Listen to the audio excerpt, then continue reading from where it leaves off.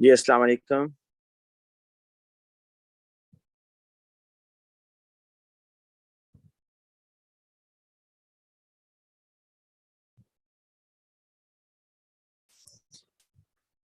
बेटा हम स्टार्ट करते हैं पेपर। और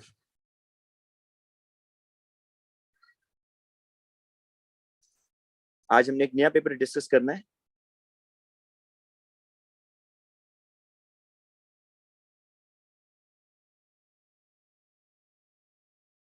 और वो पेपर है जी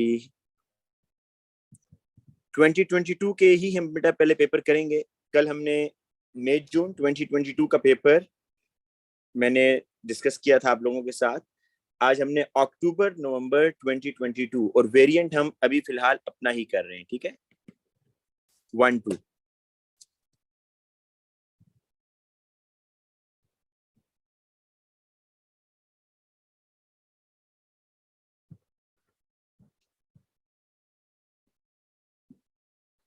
एक मिनट के अंदर बेटा हम क्लास स्टार्ट करते हैं, 1 मिनट वेट कर लेते हैं।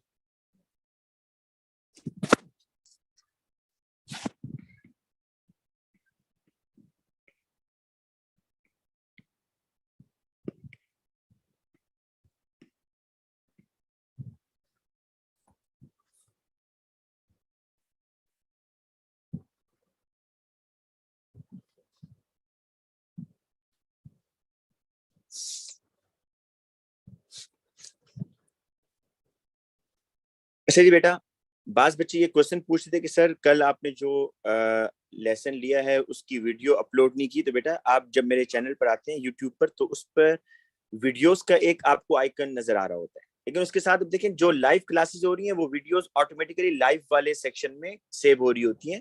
तो आप जो लाइव वाला आइकॉन बना होगा उसके ऊपर यूट्यूब पर आप वहां क्लिक करेंगे तो आपको ये रिकॉर्डिंग्स वहां पर मिलेंगी। ठीक है, तो इसलिए ये आप लाइव वाले आइकन पर क्लिक करें तो आपको कल वाली रिकॉर्डिंग भी मिल जाएगी। अब हम स्टार्ट करते हैं जी क्वेश्चन नंबर 1।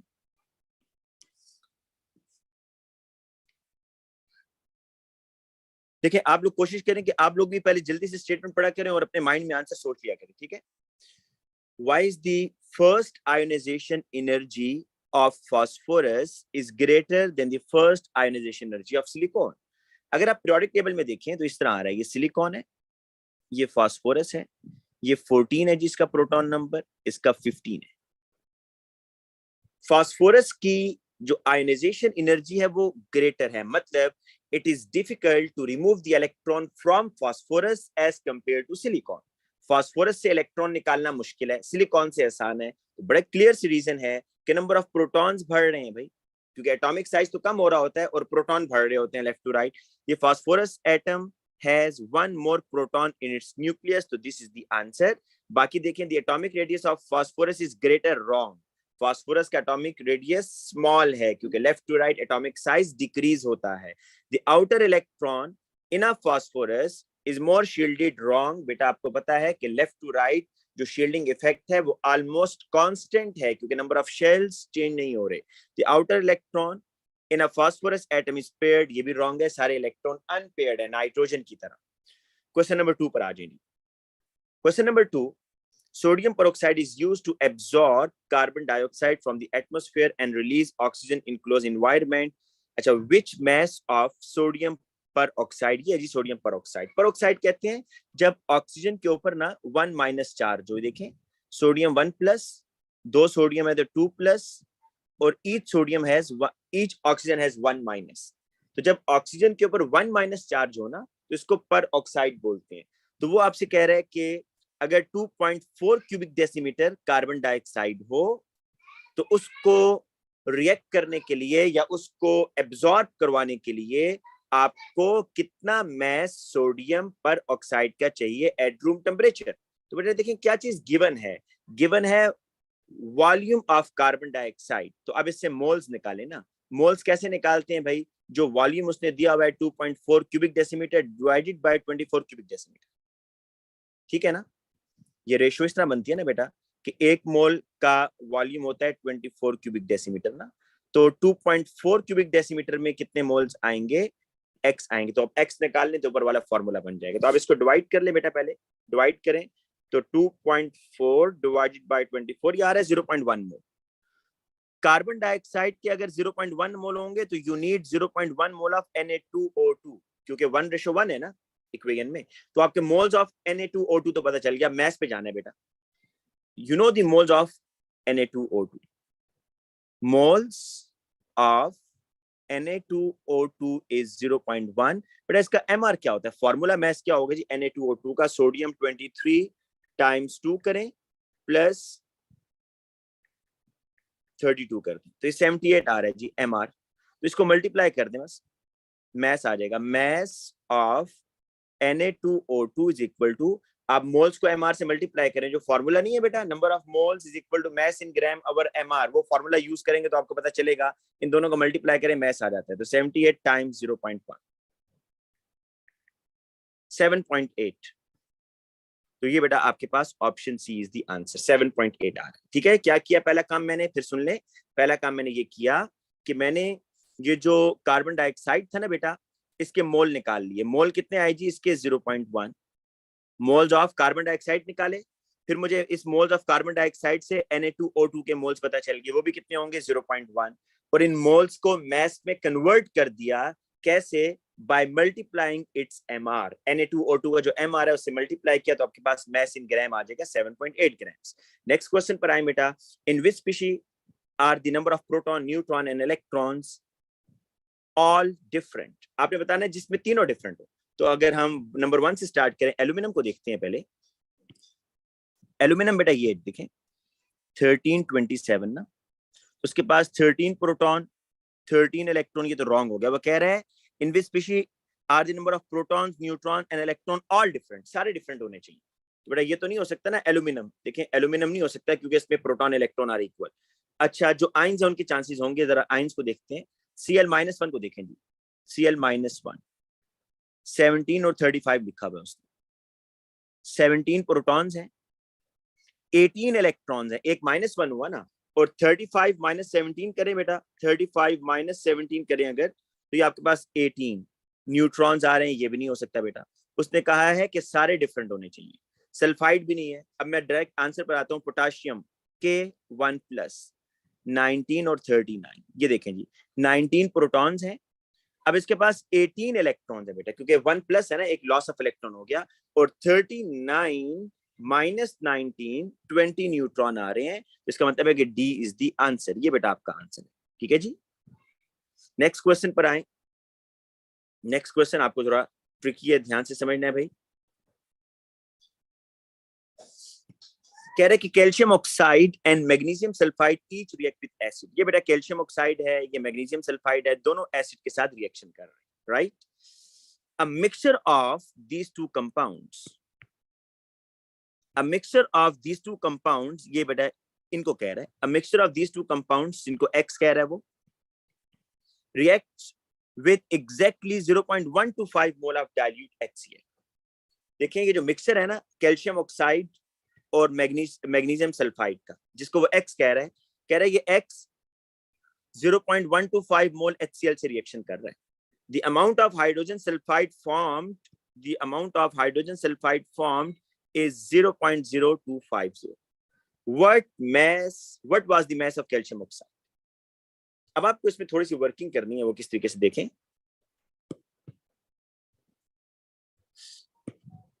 क्या चीज आपको गिवन है मैक्सिमम, उसने आपको दिया हुआ है जी, यहां पर हाइड्रोजन सल्फाइड दिया हुआ है 0.025 मोल्स, ये बताया हुआ ना उसने बेटा। तो इससे आप बता सकते हैं कि H आयन कितने चाहिए होंगे। मतलब अगर H2S 0.025 बन रहा है तो how many H ions are needed. बेटा 1:2 नहीं है हाइड्रोजन सल्फाइड में, और H आयन में मोलर रेशियो क्या है, 1:2 है। तो 0.025 अगर H2S बन रहा है तो H आयन कितना होगा, इसका डबल होगा। तो इसका बेटा इसका डबल करें जरा, 0.025 टाइम्स 2 करें तो ये आएगा 2 टाइम्स 0.025 इज इक्वल टू 0.05। ये H आयन आ गया आपके पास। ठीक है, अब बेटा आपके पास MgS कितना होगा, मैग्नीशियम सल्फाइड कितना होगा, 0.025, 1:1 है ना। अब आप ये देखें, अब आप जरा एक चीज नोट करने वाली कि टोटल H आयन कितना था। टोटल H आयन कितना था, 0.125, 0.125 में से कितना यूज हो गया? 0.05। तो कितना बचा? देखें भाई, ये बात जरा गौर से सुने। 0.125 टोटल HCl था। इस टोटल H आइन में से मैग्नीशियम सल्फाइड के साथ कितना यूज हुआ? 0.05। तो बचेगा कितना? तो आप ये करें, 0.125 इसमें से माइनस करें 0.05, तो जो रिमेनिंग होगा वो कैल्शियम ऑक्साइड से रिएक्शन करेगा ना, ऐसी है ना भाई। तो जरा माइनस करें, 0.125 माइनस 0.05, ये आ रहा है 0.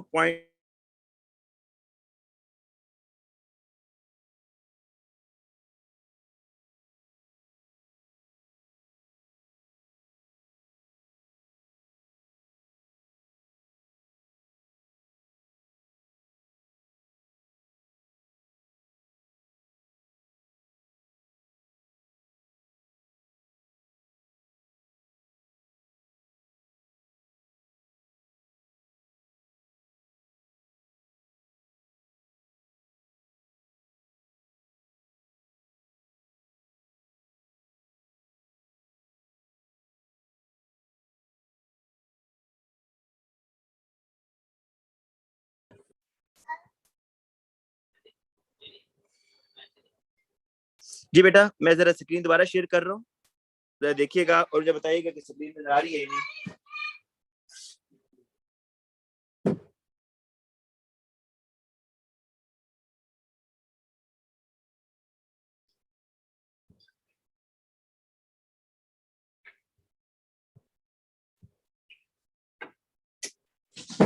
अच्छा जी बेटा, अब जरा मैंने नेट मुझे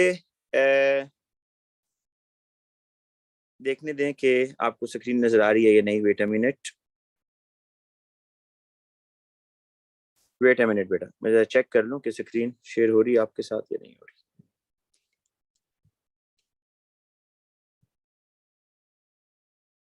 जी बेटा, स्क्रीन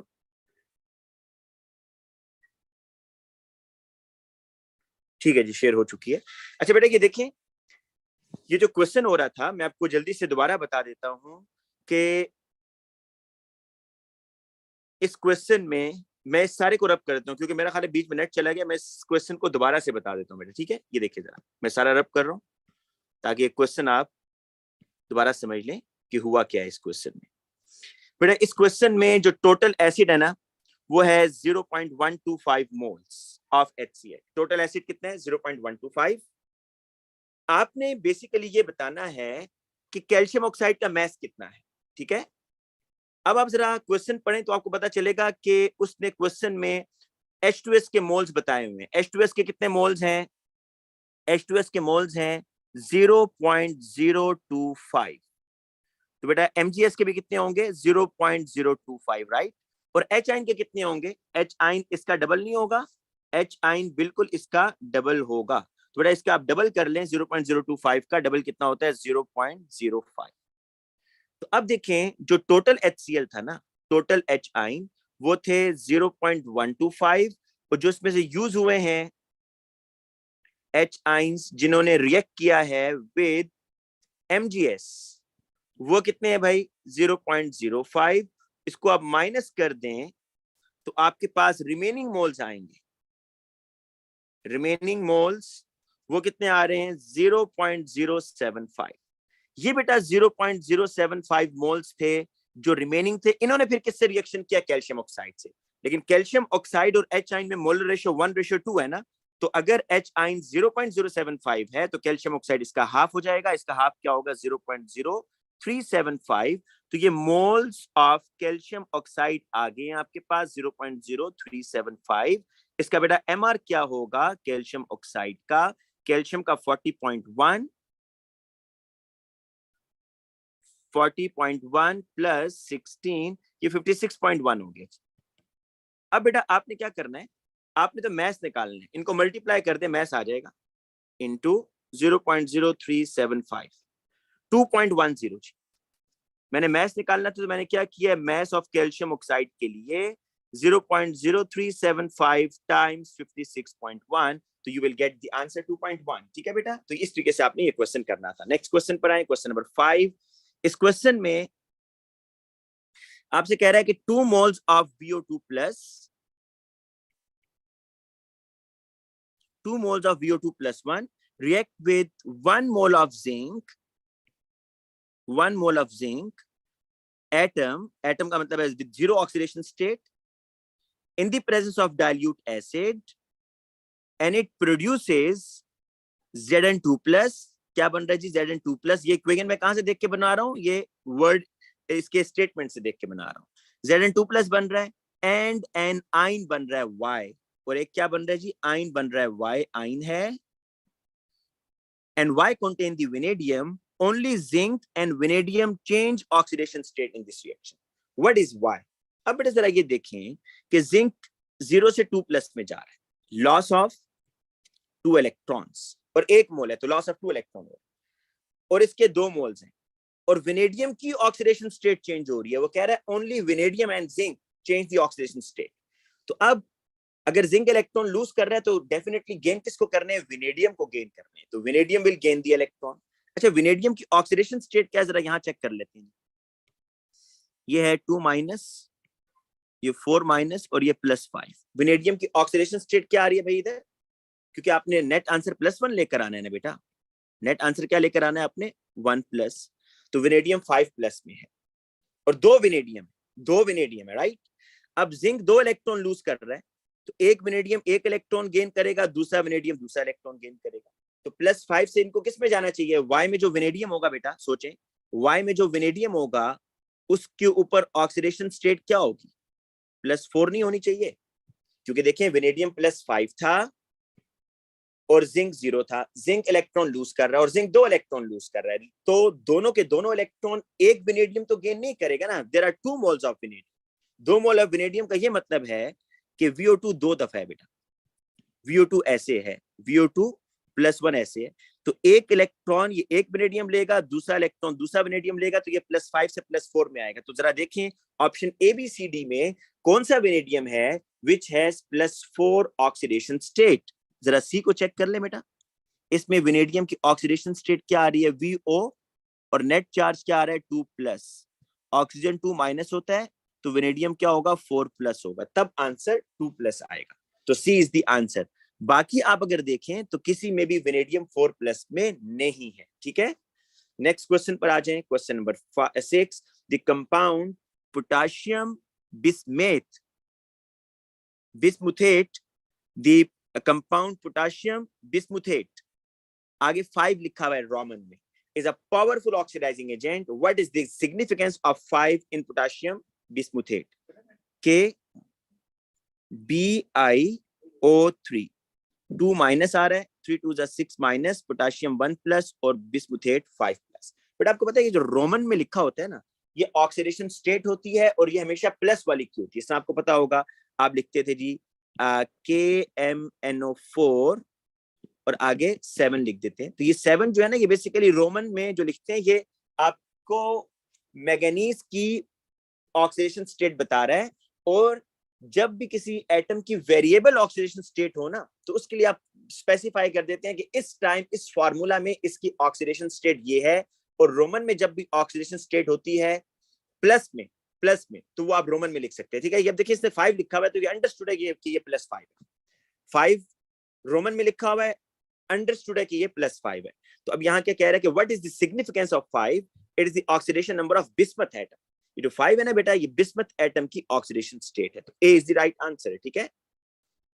नेक्स्ट देखें, hydrogen peroxide decomposes slowly at 20 degree to form water and oxygen. ये हाइड्रोजन पेरोक्साइड है, ये डिकम्पोज होकर वाटर ऑक्सीजन बना रहा है, और इक्विलिब्रियम कांस्टेंट Kc के लिए कोई वैल्यू गिवन होगी। The reaction is faster when a catalyst is present. Definitely activation energy कम हो जाती है। Which statement is correct? The catalyst alters the Boltzmann distribution so that reactant molecules have more energy.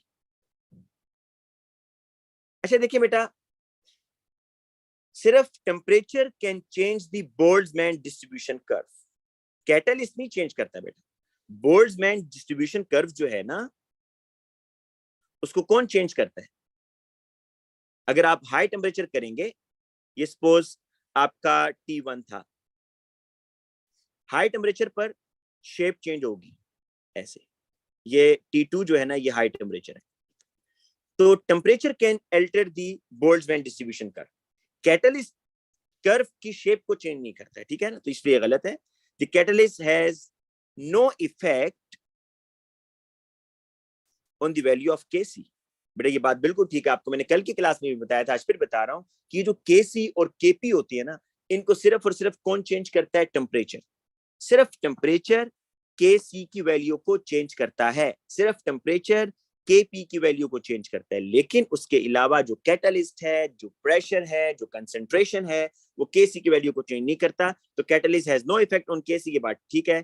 Catalyst increases the value of K C गलत। The catalyst provides different reaction mechanism with higher activation energy, नहीं ये भी गलत है, lower activation energy, ठीक है बेटा।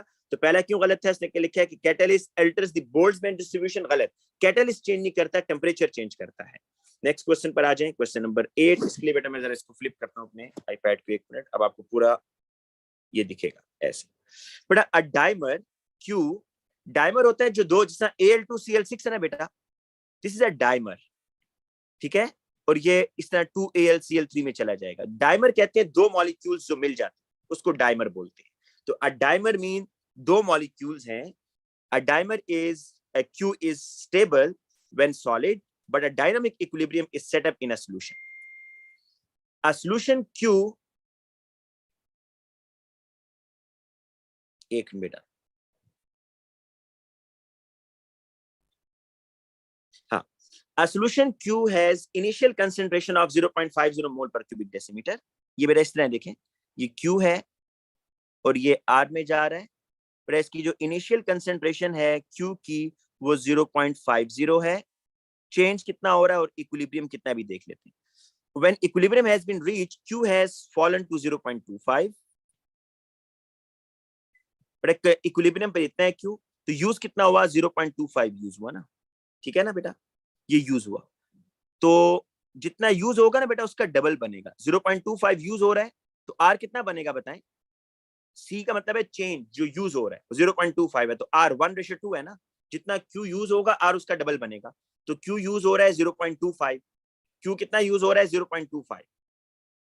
कैसे पता चला? क्योंकि इक्विलिब्रियम उसने दे दिया था ना बेटा, 0.5 इनिशियल था, इक्विलिब्रियम 0.25 है जो बच गया है, तो यूज कितना हुआ मैंने इनको माइनस कर लिया, 0.25 माइनस 0.25, तो इसका डबल बनेगा। कितना बनेगा जी? 0.5 बनेगा। अब आपको जरा केसी का एक्सप्रेशन निकालना है। केसी कितना आएगा भाई?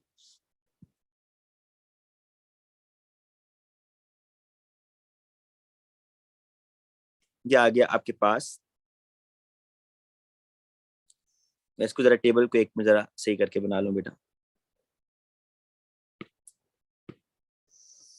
के इनिशियल कंसेंट्रेशन 0.5 है, Q की when equilibrium has reached, Q has fallen to 0.25, the change in Q and R are plotted in the graph, और ये आ रहा है बेटा आपके पास 0.5, ठीक है। अब देखें इसमें जो ग्राफ आपने बनाने, सिर्फ 1 मिनट बेटा मुझे दीजिएगा।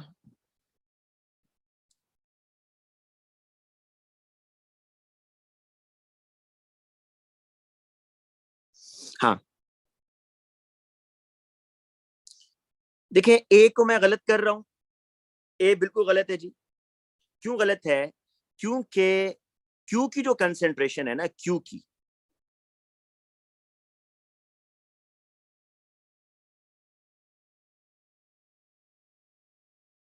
एक मिनट बेटा सिर्फ वेट करिएगा, सिर्फ 1 मिनट वेट कीजिएगा बस। मैं जरा अपने नेट को दोबारा स्विच कर लूं, ये उसके साथ है।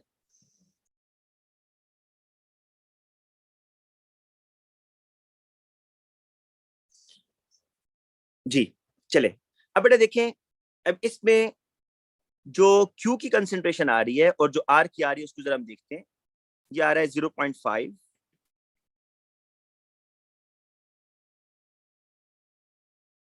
का स्क्वायर, और ये आ रहा है जी आपके पास 0.25।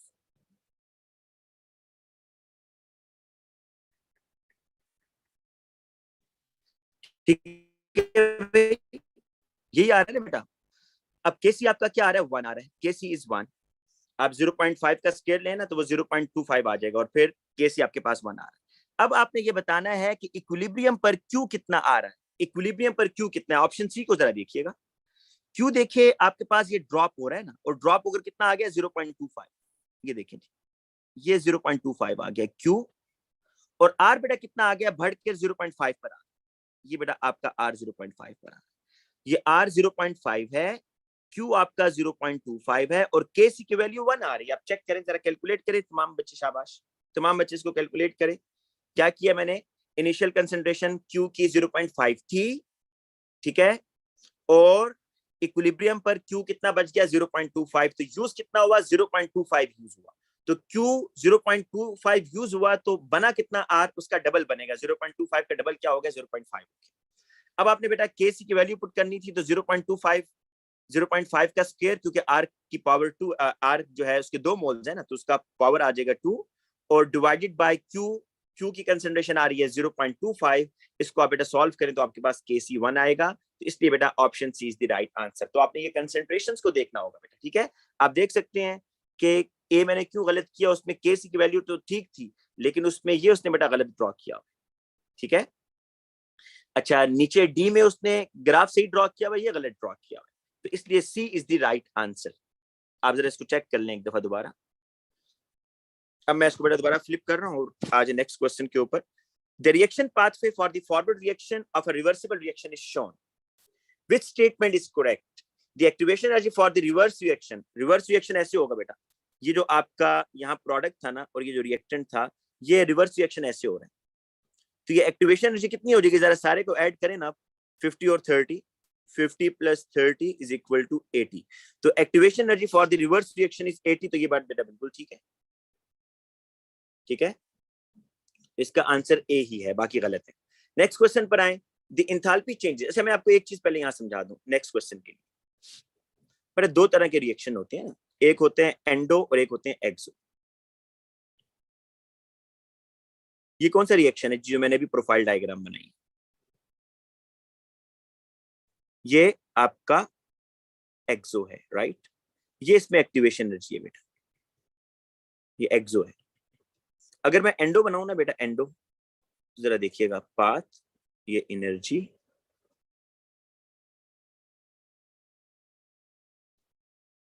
ये रिएक्टेंट्स हैं, ये प्रोडक्ट्स हैं, और ये बेटा आपकी यहां पर ई एक्टिवेशन एनर्जी। जरा मुझे ये बताएं, एक्टिवेशन एनर्जी किन रिएक्शंस की ज्यादा होती है, एंडो की या एक्सो की। एंडोथर्मिक रिएक्शन में एक्टिवेशन एनर्जी इज हायर। यही रीजन है बेटा कि यूनिवर्स में जनरली जो रिएक्शन खुद ब खुद हो रहे होते हैं वो सारे एक्सो होते हैं। एंडो के लिए you need a lot of energy, आपको बहुत एनर्जी देनी पड़ेगी क्योंकि एक्टिवेशन एनर्जी इज हायर। तो आपको एक यहां से बात की समझ आ रही है कि एंडोथर्मिक रिएक्शन में एक्टिवेशन एनर्जी ज्यादा होती है, एक्सोथर्मिक रिएक्शन में एक्टिवेशन एनर्जी कम होती है। अब आपको ये क्वेश्चन आसानी से समझ आएगा। क्वेश्चन नंबर 10 कह रहे थे enthalpy change for the possible reaction X Y, W X Y and Z are given. W बेटा एक एक्सोथर्मिक रिएक्शन है, एक्स एक एंडोथर्मिक रिएक्शन है, वाई, अच्छा ये डब्ल्यू और एक्स में रिलेशन क्या है, ये एक दूसरे के ऑपोजिट है, कि जो रिएक्टेंट्स बन रहे थे वो दोबारा प्रोडक्ट्स में जा रहे हैं, ठीक है ना। इस तरह वाई और जी में जो पहले रिएक्टेंट्स थे वो प्रोडक्ट बन जाएंगे। तो ये एक दूसरे से सिमिलर इसलिए है क्योंकि एक दूसरे के रिवर्स हो रहे हैं। ये बेटा एंडो है और ये बेटा एक्सो है। अब आपको एक रूल मैंने बताया कि एक्सो की एक्टिवेशन एनर्जी कम होती है और एंडो की ज्यादा होती है। तो X has more activation energy than W, and similarly Y has, क्योंकि पॉजिटिव में है बेटा, जो पॉजिटिव है वो एंडो है, जो नेगेटिव है वो एक्सो है, राइट। ये बात तो पता है ना सबको कि डेल्टा एच नेगेटिव में एक्सो होंगे। तो अब नीचे वाले दो में देखें, जो y है वो एंडो है, उसकी एक्टिवेशन एनर्जी ज्यादा होगी z के मुकाबले में। तो वो कह रहे हैं which statement about the activation energy of this reaction is correct, x is greater then w, बात बिल्कुल ठीक है, and z is greater then y, ये गलत हो गया, दूसरे स्टेटमेंट गलत है। b में जरा देखें, x is greater then w, x बेटा देखें, x आपका एंडो है, तो ये W से ज्यादा है ना इसकी एक्टिवेशन एनर्जी, एंडो की ज्यादा होती है। अभी मैंने आपको ये इस डायग्राम से समझाई है कि एंडोथर्मिक की एक्टिवेशन एनर्जी ज्यादा है। ठीक है। और इसी तरीके से जो y और z है उसमें आप देख लें कि y is greater then z, y is greater then z। y बेटा आपका एंडोथर्मिक है, z एक्सो है, तो ये स्टेटमेंट बिल्कुल ठीक है। नेक्स्ट क्वेश्चन पर आ जाएं। The Haber's process is carried out with a nitrogen partial pressure 50 kilopascals, hydrogen partial pressure 150 kilopascal, temperature 400, iron nickel catalyst.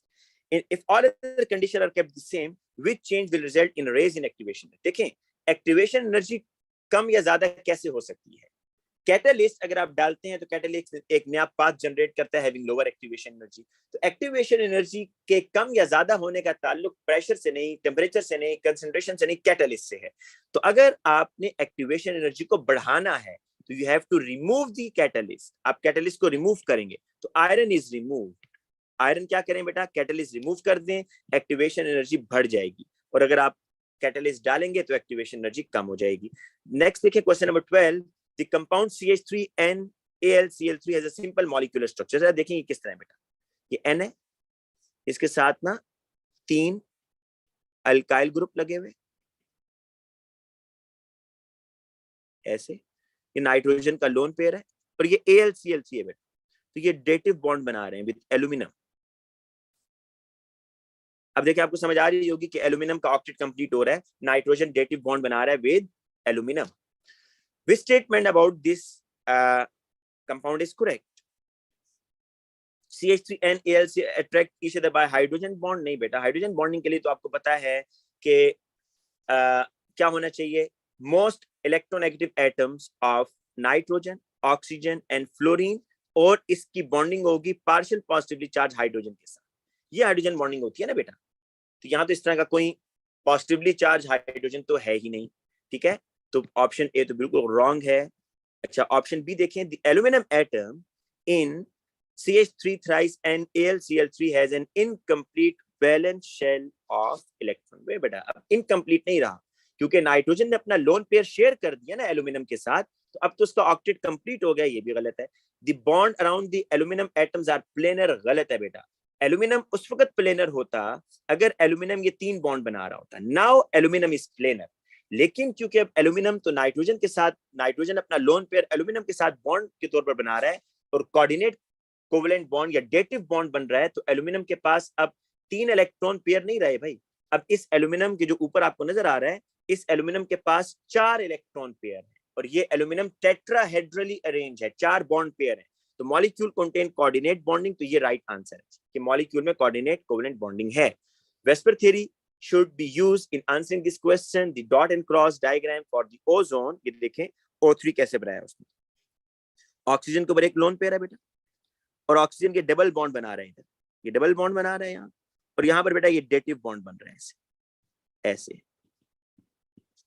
आपने यहाँ एंगल बताना है, तो आपको एंगल बताने के लिए एक तरीका बताया गया, वो ये कि number of lone pair and number of bond pair. Central atom को देखना है, सेंट्रल एटम बेटा इसमें ये, तो इसके लोन पेयर कितने हैं, लोन पेयर 1 है, लोन पेयर 1। बॉन्ड पेयर कितने हैं बेटा, बॉन्ड पेयर देखिएगा, एक बॉन्ड पेयर ये आ रहा है और एक बॉन्ड पेयर ये आ रहा है। आपको पता है ना कि जब आप वेस्पर थ्योरी या बॉन्ड एंगल बता रहे होते हैं तो आप basically different location of electron देखते हैं कि इलेक्ट्रॉन कितनी जगह पर पाया जा रहा है।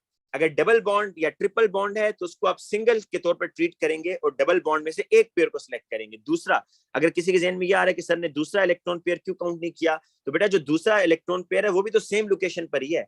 आपने जो एंगल बताना है वो डिफरेंट इलेक्ट्रॉन पेयर्स के दरमियान बताना है। तो यहाँ पर आपको समझ आ रही होगी, एक लोन पेयर है बेटा ये ऊपर नजर आ रहा है और 2 बॉन्ड पेयर है। बॉन्ड पेयर कितने हैं, 2 हैं। अगर 3 बॉन्ड पेयर होते हैं ना तो 120, लेकिन एक लोन पेयर आने की वजह से एंगल 2.5 डिग्री क्या हो जाता है, कम हो जाता है, तो 117.5, जिसका क्लोजेस्ट आ रहा है 117। ये बिल्कुल पता है किस तरीके से है, जो आपको हम एग्जांपल के तौर पर SnCl2 करवाते थे, याद है। एक आपको BF3 करवाते हैं जिसमें एंगल 120 होता है, फिर आपको SnCl2 करवाते हैं, इसमें एक लोन पेयर 2 बॉन्ड पेयर। तो जब भी एक लोन पेयर 2 बॉन्ड पेयर होगा तो एंगल 117, 120 से एंगल कम हो जाएगा क्योंकि lone pair occupy more space, तो वो बॉन्ड पेयर को रिपेल करता है। नेक्स्ट क्वेश्चन नंबर 14 पर आ जाएं। each of the substance shown in gaseous, which substance is most likely ideal behavior? Gases behave ideally at high temperature and low pressure। मैं आपको एक बात बताता हूँ, अगर बेटा इस तरह होता ना कि यहां पर वो सारे प्रेशर और टेम्परेचर कांस्टेंट कर देता, तो आपने देखना था किस गैस के पास आईएमएफ कम है। अगर वो टेम्परेचर और प्रेशर को कांस्टेंट कर देता, फिर आपने देखना था कि किस गैस के पास जो इंटरमॉलिक्यूलर फोर्सेस वो वीक है, और वो कैसे पता चलेगा, नंबर ऑफ इलेक्ट्रॉन्स देखकर, जिसके पास इलेक्ट्रॉन्स कम होंगे उसकी आईएमएफ कम होगी। लेकिन यहां पर आप देखें कि टेम्परेचर चेंज हो रहा है, हाई टेम्परेचर, तो एक तो यहां से पिक करेंगे, gases behave ideally at high temperature and low pressure. अब देखें इन दोनों में से लो प्रेशर किसका आ रहा है बेटा, लो प्रेशर नीचे वाले का आ रहा है, option C is the answer. तो नाइट्रोजन जो है ये आइडियली बिहेव कर रहा है, क्योंकि हाई टेम्परेचर से आईएमएफ ब्रेक हो जाएंगी, और लो प्रेशर से जो गैसेस के मॉलिक्यूल्स का वॉल्यूम है वो नेग्लिजिबल हो जाता है as compare to the total volume of container. तो लो प्रेशर पर गैस मॉलिक्यूल एक दूसरे से दूर चले जाते हैं ना, और हाई प्रेशर में उनमें आईएमएफ खत्म हो जाती है, इसलिए वो गैस आइडियली बिहेव करेगी। तो nitrogen, C is the answer. Next question देखिए, क्वेश्चन नंबर 15। इसमें कह रहा है कि which graph represents the variation of pressure and volume. बड़ा प्रेशर और वॉल्यूम का इनवर्स रिलेशन होता है, ठीक है। प्रेशर बढ़ाएंगे तो वॉल्यूम क्या हो जाएगा, कम। प्रेशर कम करेंगे तो वॉल्यूम क्या हो जाएगा, बढ़ जाएगा। तो प्रेशर के बढ़ाने से वॉल्यूम ने कम होना है, ठीक है, ये रिलेशन है। प्रेशर बढ़ाएंगे तो वॉल्यूम कम होगा। अब बेटा देखें, ये वॉल्यूम इस साइड पर बढ़ रहा है ना, लेकिन अगर आप इस साइड पर आए तो वॉल्यूम क्या हो रहा है, कम हो रहा है। तो ये देखिए, ये वॉल्यूम कम हो रहा है जैसे जैसे प्रेशर बढ़ रहा है। तो पहले तो ये देखें ना कि ये कौन सा रिलेशन है, इनवर्स रिलेशन है। इनवर्स रिलेशन में आपके पास कर्व आएगा विद डिक्रीजिंग ग्रेडियंट। ए और बी तो हो ही नहीं सकता, इसमें ग्रेडियंट आपका कांस्टेंट है। ए और बी में ग्रेडियंट क्या है, कांस्टेंट है। बी तो उस वक्त होता है अगर कोई डायरेक्ट रिलेशन होता, देन बी होना था। जिस तरह वॉल्यूम एंड टेम्परेचर, टेम्परेचर के बढ़ने से वॉल्यूम बढ़ेगा, तब तो आप B, straight line passing through the origin. लेकिन बेटा यहाँ पर इनवर्स रिलेशन है, इनवर्स रिलेशन में कर्व आएगा विद डिक्रीजिंग ग्रेडियंट। तो आप बताएं जरा, डिक्रीजिंग ग्रेडियंट कहां पर आ रहा है, डी में आ रहा है या नहीं आ रहा है। और इसको आप देख भी सकते हैं ना, देखें ये वॉल्यूम कम होता जा रहा है जी, ये वॉल्यूम कम हो रहा है या नहीं हो रहा, वॉल्यूम कम हो रहा है ना जैसे जैसे प्रेशर बढ़ रहा है, ठीक है। तो बेटा जब इतना प्रेशर है ना, प्रेशर इतना है, हाई है, तो वॉल्यूम देखें कम है। इसको इस तरह भी कर सकते हैं। वैसे तो जो मैंने को बता दिया कि इनवर्स रिलेशन है तो डिक्रीजिंग कर्व और डिक्रीजिंग ग्रेडियंट। लेकिन आप देखें हायर प्रेशर पर वॉल्यूम कम हो रहा है, इतना वॉल्यूम है बस। प्रेशर आपने थोड़ा कम किया, प्रेशर आपने थोड़ा कम किया बेटा, ये देखिए वॉल्यूम बढ़ गया। प्रेशर और कम किया, वॉल्यूम और बढ़ गया। प्रेशर और कम किया, वॉल्यूम और बढ़ गया। तो ये आपका इनवर्स रिलेशन आ रहा है। नेक्स्ट क्वेश्चन देखें जी, question number 16। Use the relevant enthalpy changes for the table to answer this question. Which value, अच्छा इसमें देखिए उसने आपको काफी ज्यादा डाटा दिया हुआ है। कार्बन और हाइड्रोजन मीथेन बना रहा है, फिर कंबसन हो रही है, फिर मीथेन के बॉन्ड ब्रेक हो रहे हैं, और फिर बेटा वो आपको यहाँ पर कार्बन और हाइड्रोजन का रिएक्शन करके प्रोपेन बना रहा है, और बॉन्ड एनर्जीज आर गिवन। ये सारी चीजें उसने आपको दी हुई है। इसमें से कोई सिलेक्टिव डाटा आपको यूज करना है। कह रहा है which value can be calculated for the enthalpy change for this reaction. आपने इस रिएक्शन की एंथैल्पी चेंज बतानी। आपको देखें यहां पर क्या हो क्या रहा है, आप जरा ये देखें ना क्या हो रहा है। यहाँ पर बॉन्ड बन रहे हैं भाई, कौन से बॉन्ड बन रहे हैं, carbon hydrogen. Carbon hydrogen bond form हो रहे हैं या नहीं हो रहे, हो रहे हैं ना। तो आपको कार्बन हाइड्रोजन बॉन्ड्स की वैल्यू पता होनी चाहिए कि कार्बन हाइड्रोजन बॉन्ड की क्या वैल्यू, क्या डेटा में उसने कार्बन हाइड्रोजन बॉन्ड दिया हुआ है, नहीं दिया हुआ। तो आपको ये करना है कि कार्बन हाइड्रोजन बॉन्ड की वैल्यू निकालनी है पहले, फिर आप ये क्वेश्चन कर लेंगे। अब कार्बन हाइड्रोजन बॉन्ड कैसे निकालेंगे, देखेंगे जब रिएक्शन हो रहा है तो इसमें दो बॉन्ड बन रहे हैं, कार्बन कार्बन बॉन्ड बन रहा है वो तो पता है। ये जब रिएक्शन हो रहा है तो कार्बन कार्बन बॉन्ड बन रहा है और कार्बन हाइड्रोजन बॉन्ड बन रहा है। कार्बन कार्बन बॉन्ड पता है 350, वो एक मोल के लिए आपको पता चली। कार्बन हाइड्रोजन बॉन्ड नहीं पता, लेकिन यहां से आप कार्बन हाइड्रोजन बॉन्ड पता करा सकते हैं। ये देखें CH4 है, ये बेटा जब टूट रहा है तो किसमें जा रहा है, कार्बन में और 4H में। कितनी एनर्जी चेंज आ रही है एक मोल मीथेन के लिए, 1648। 1 मोल मीथेन जब टूटेगा तो इतनी एनर्जी चेंज होगी। बेटा 1 मोल मीथेन टूटने का मतलब है कितने बॉन्ड्स टूट रहे हैं? कार्बन हाइड्रोजन के कितने बॉन्ड्स टूट रहे हैं? 4 मोल्स ऑफ CH ब्रेक हो रहे हैं, तो 1648 किलो जूल्स एनर्जी रिलीज हो रही है। अगर एक CH बेटा टूटना हो तो फिर कितनी एनर्जी रिलीज होनी चाहिए? 4 CH बॉन्ड टूट रहे हैं, 1648। एक के लिए क्या करेंगे? 1648 डिवाइड बाय 4 कर दें। 1648 डिवाइडेड बाय 4 करें बेटा, 16 ये आ रहा है 412। ये एक कार्बन हाइड्रोजन बॉन्ड के लिए, एक कार्बन हाइड्रोजन बॉन्ड के लिए एनर्जी चेंज कितनी आ रही है? 412। ठीक है, अब यहां पर जरा देखें इस रिएक्शन में कितने कितने कार्बन हाइड्रोजन बॉन्ड्स बन रहे हैं जी, चेक करें जरा। देखें बॉन्ड एनर्जी क्या होती है, बात ध्यान में रहे कि गैसियस स्टेट का होना मस्ट है कि एनर्जी, अगर बॉन्ड एनर्जी की मैं डेफिनेशन बताऊं, energy required to break 1 mole of a covalent bond in its gaseous state. ठीक है, तो इसके ऑपोजिट अगर बॉन्ड फॉर्म हो रहा है, बॉन्ड ब्रेकिंग क्या होती है बेटा? बॉन्ड एनर्जी को हम वैसे डिफाइन करते हैं, बॉन्ड एनर्जी को हम डिफाइन करते हैं with respect to breaking. Energy required to break 1 mole of a covalent bond in its gaseous state. तो यहां पर बॉन्ड बन रहा है ना, बस फर्क किया, तो साइन चेंज हो जाएगा। अब जरा देखिएगा कितने बॉन्ड्स बन रहे हैं, या आपको अगर मैं ये फॉर्मूला बता देता हूं, चलिए, delta H is equal to energy taken in minus energy given out. ये फॉर्मूला लगा लें, डेल्टा H निकालना है आपको।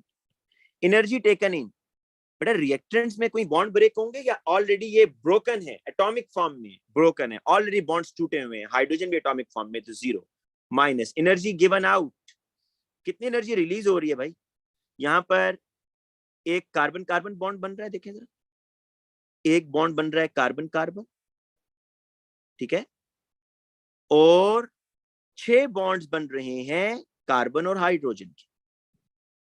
इनकी वैल्यूज पुट कर दें, ये 0 तो खत्म हो गया ना बेटा। बस कार्बन कार्बन कितनी वैल्यू आ रही है? -350 आ रही है, माइनस तो बाद में ओपन कर लेंगे, और प्लस कार्बन हाइड्रोजन कितनी आ रही है बेटा? 6 × 412। इसको बेटा सॉल्व कर लें, इसको सॉल्व करें शाबाश, तो आपके पास आंसर आएगा -2822 किलो जूल्स पर मोल। ये देखिए, ये मैंने फॉर्मूला, सिर्फ आपको करना क्या है कि आपको कार्बन हाइड्रोजन बॉन्ड की वैल्यू निकालनी है, और वो कहां से निकालेंगे? यहां से। ये देखिए, ये उसने ये काम थोड़ा सा ट्रिकी किया हुआ है कि कार्बन हाइड्रोजन आपको दिया ही नहीं होगा, वो आप इस डेटा से कार्बन हाइड्रोजन निकालेंगे और ये फॉर्मूला लगाएंगे, delta H is equal to energy taken in minus energy given out. और एनर्जी टेकन इन 0 क्यों आ रहा है? क्योंकि यहाँ सारे बॉन्ड्स पहले से टूटे हुए हैं, कोई एनर्जी देने की जरूरत नहीं है। एनर्जी गिवन आउट में बॉन्ड्स बन रहे हैं, कार्बन कार्बन बॉन्ड बन रहा है, कार्बन हाइड्रोजन बॉन्ड बन रहे हैं, तो उसकी वैल्यू आपने पुट कर दी। नेक्स्ट क्वेश्चन देखें, element X requires strong heating to react with oxygen. Element X requires strong heating to react with oxygen. Element X react with chlorine to form a covalently bonded. इसका मतलब है X is a known metal. क्यों, कैसे?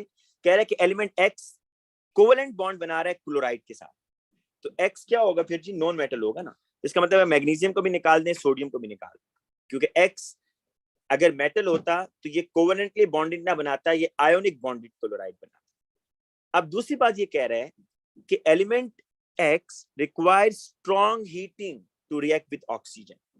अब phosphorus और silicon में बेटा, phosphorus और सिलिकॉन में सिलिकॉन है जो ऑक्सीजन से रेडिली रिएक्शन नहीं करता, बल्कि उसको स्ट्रॉन्ग हीट देनी पड़ती है।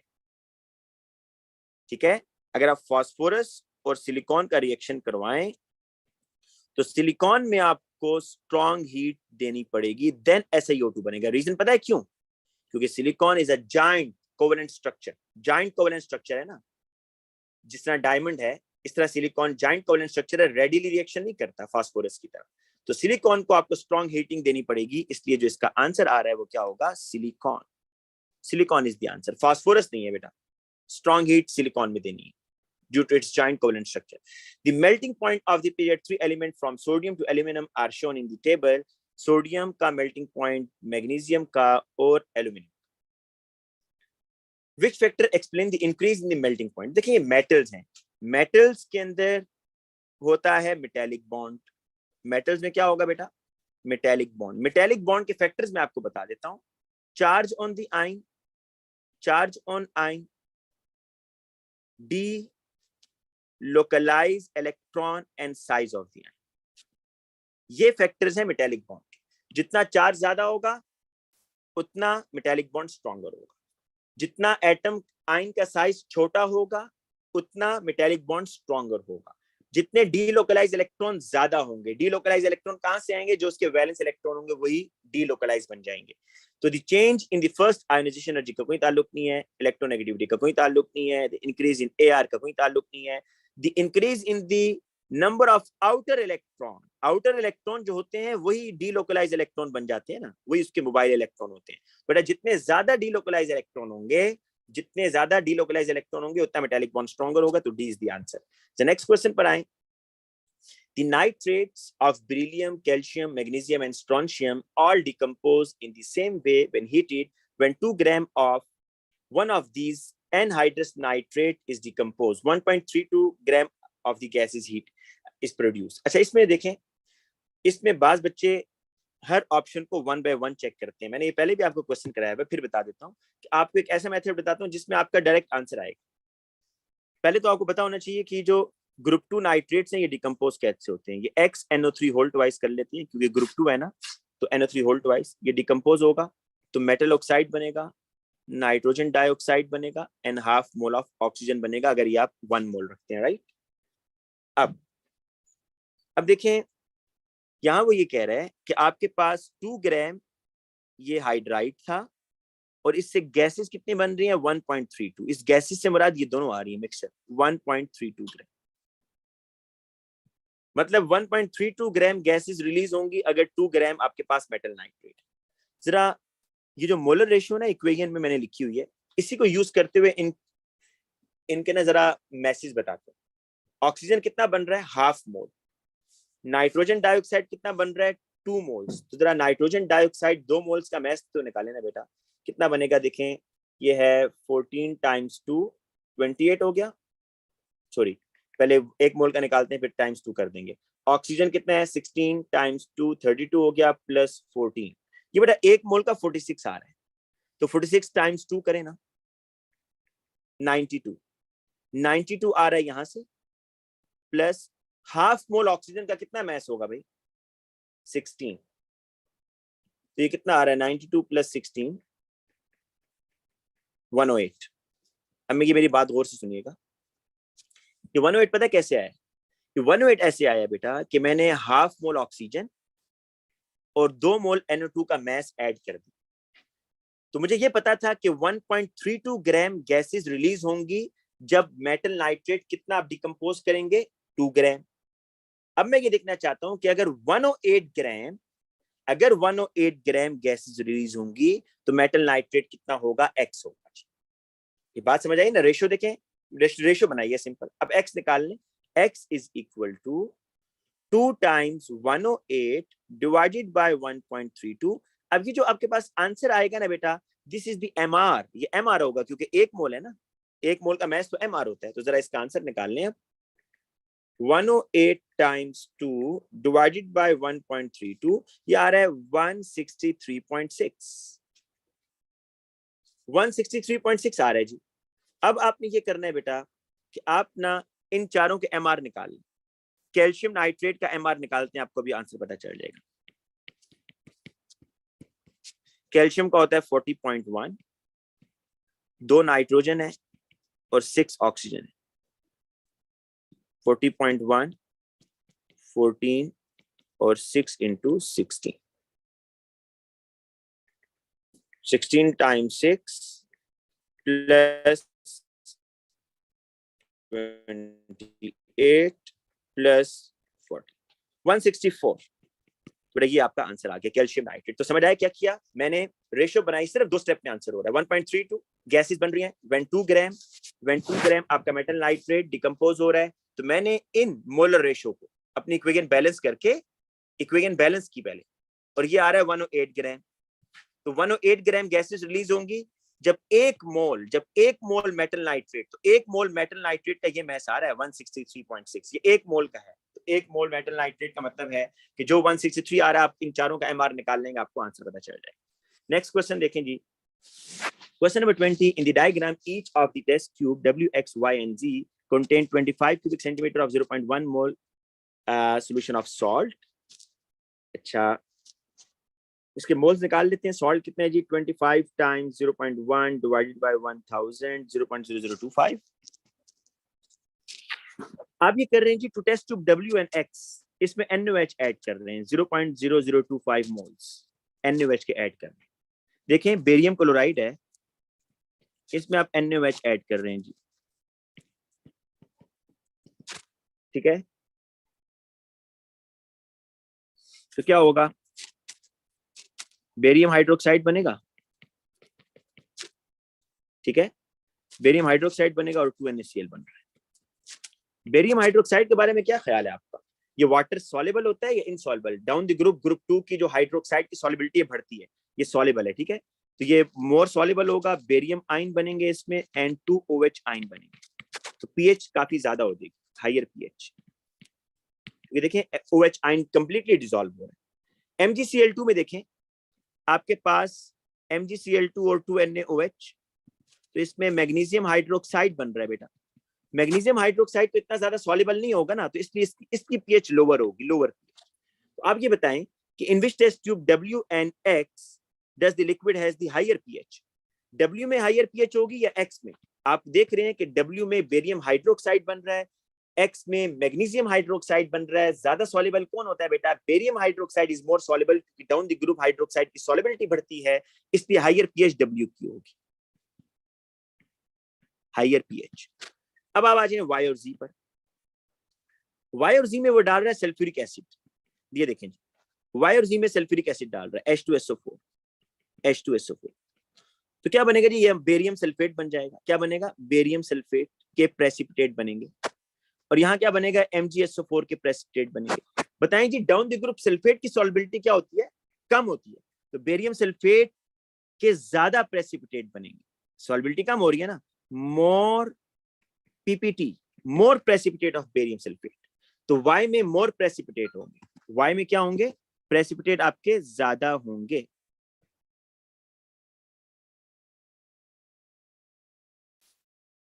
बेटा ये इसका आंसर आ रहा है, देखिए A इज द आंसर।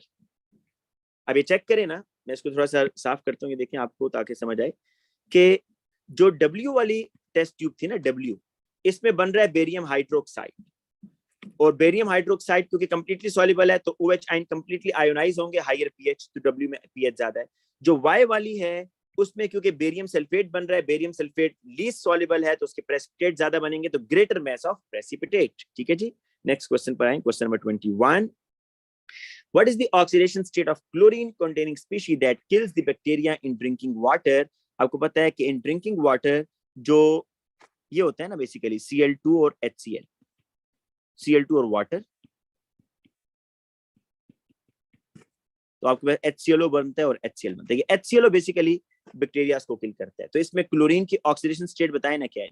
2- +1 और +1, बेटा +1 आ रहा है। तो what is the oxidation state of chlorine containing species that kills bacteria in drinking water? वो HClO है और उसमें जो ऑक्सीडेशन स्टेट है वो +1 आ रही है। Compound Q is a white crystalline solid which dissolves easily in water. When concentrated sulfuric acid, when concentrated sulfuric acid is added to a dry sample of Q, steamy white fumes are formed. Steamy white fumes HCl के होते हैं mostly.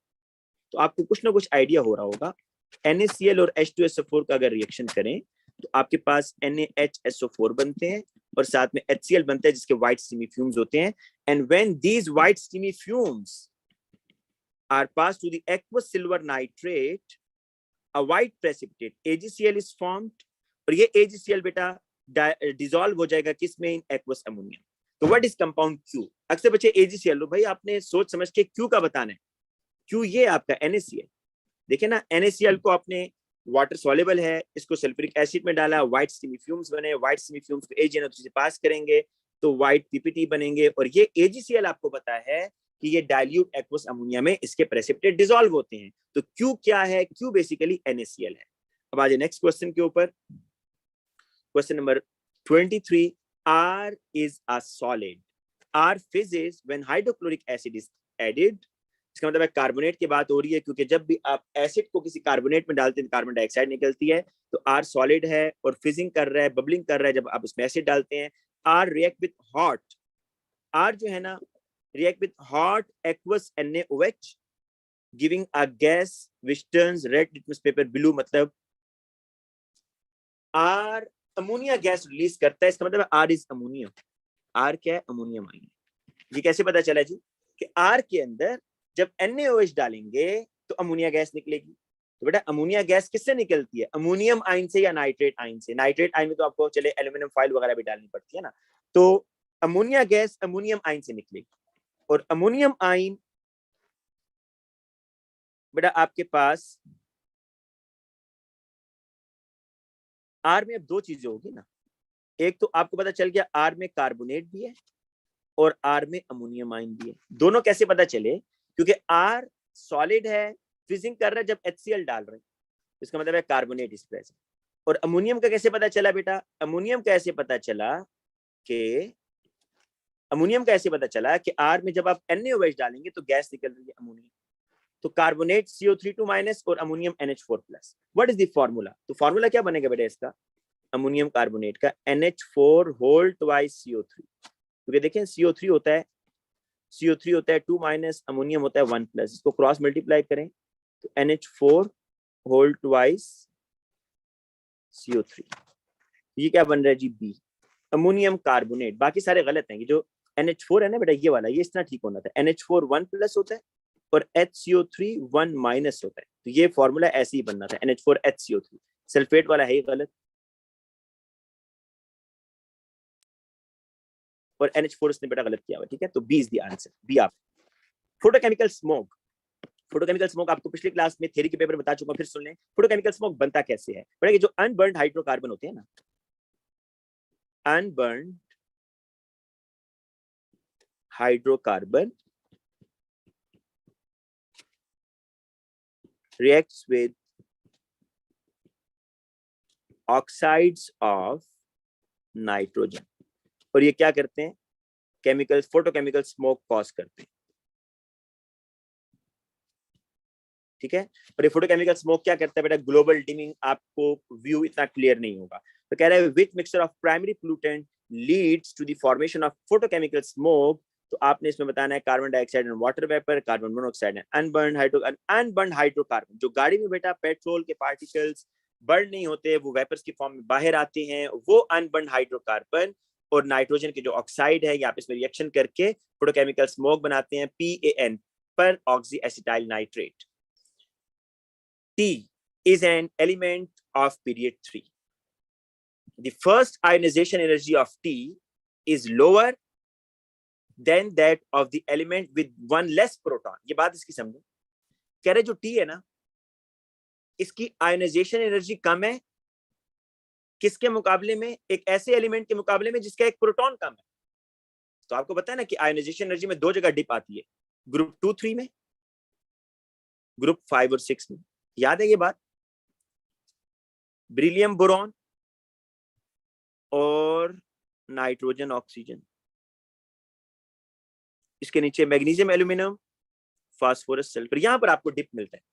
वो ये कहना चाह रहे हैं कि टी एक ऐसा एलिमेंट है कि जिसकी आयोनाइजेशन एनर्जी कम है. मतलब टी या ग्रुप 3 का होगा या ग्रुप 6 का होगा. एक बात तो क्लियर है, क्योंकि इनकी आयोनाइजेशन एनर्जी ग्रुप 3 वालों की भी और ग्रुप 6 वालों की भी अपने से एक कम प्रोटॉन के मुकाबले में, अपने से ऐसे एलिमेंट जिनका एक प्रोटॉन कम है उसके मुकाबले में इनकी आयोनाइजेशन एनर्जी कम हो रही. बोरॉन की आयोनाइजेशन एनर्जी कम है ब्रिलियम के मुकाबले में, और ऑक्सीजन की आयोनाइजेशन एनर्जी कम है नाइट्रोजन के मुकाबले में. लेकिन वो ये कह रहा है the oxide of T does not react with water. लेकिन जो ऑक्साइड है ना, वो वाटर से रिएक्शन नहीं कर रहा. अब पीरियड 3 है तो मैडम इसको देखेंगे. Period 3 oxide of T does not react with water. बेटा अब जरा दोनों के ऑक्साइड बनाए ना.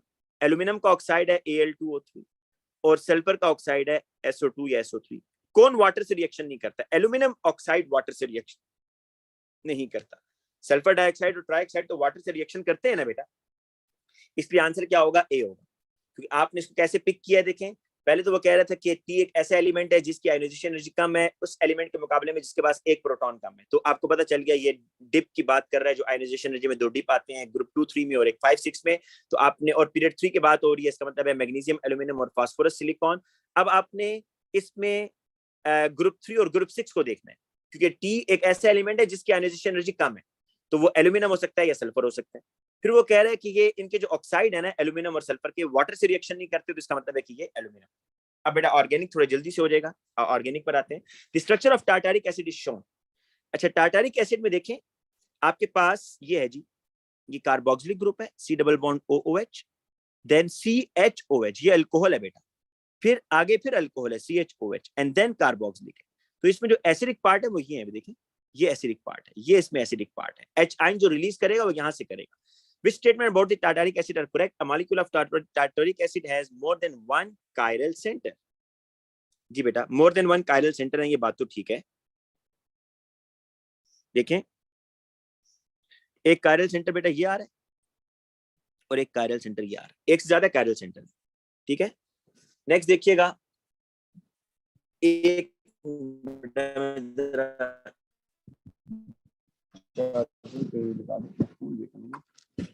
जी, अब आगे चलें।